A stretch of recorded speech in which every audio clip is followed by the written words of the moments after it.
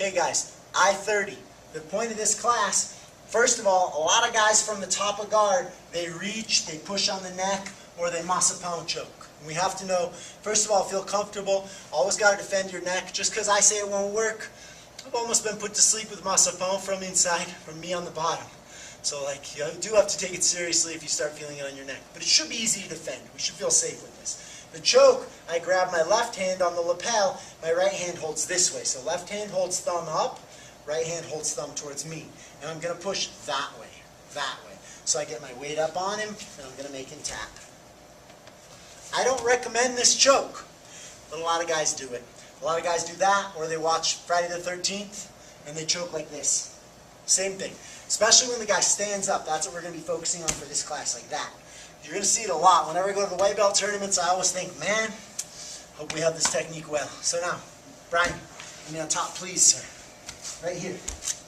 First, defending the position. If it's a Friday the 13th choke, I can usually tuck my chin, I can move his arms out, I can go how I want. Usually not as dangerous. The masapão is the one that can start putting you to sleep. Do it light just so I can explain it. Go ahead.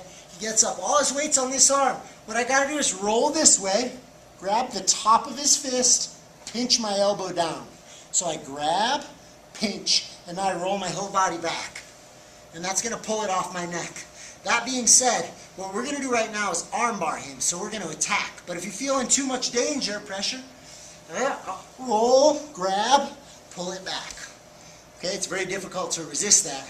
But what I'm going to do is when he does that, my movement's this. I'm going to start with my hand, one on the lapel, one on the tricep. This is usually where I start. So when we're down on the knees, if I don't know what to do, I put a hand in the lapel. Because now if he spaces out, I can threaten the front choke. Always one of my most dangerous weapons. My left hand holds right here. Here we go. He stands up.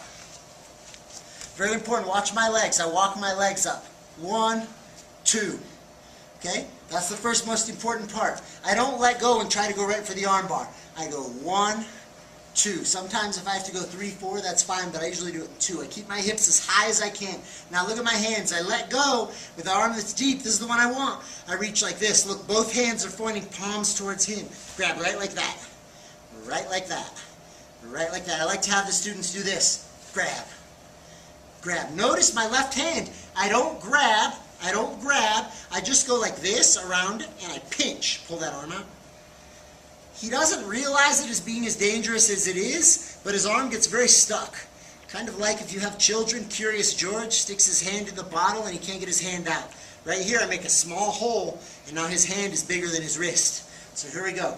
Boom, they practice. Walk the legs up, switch. Now this is palm away because what I'm going to do now is pivot my body, come around on the armbar. Now, there's my armbar.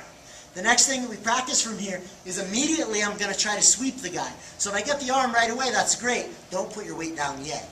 But when the guy puts his weight down, sometimes I don't get it right away. So notice, he's a table with 3 legs. 1, 2, 3. But the one direction I can push him that he's not going to be able to defend it is that way. So I'm strong with my hamstrings, but right now my hamstrings are pushing towards this leg. Okay? So I need to take my head and put it between his legs. Now he's going to lose his balance. He has nowhere to stop. And now I can finish the armbar. Once again, please, sir. Brian's in my guard.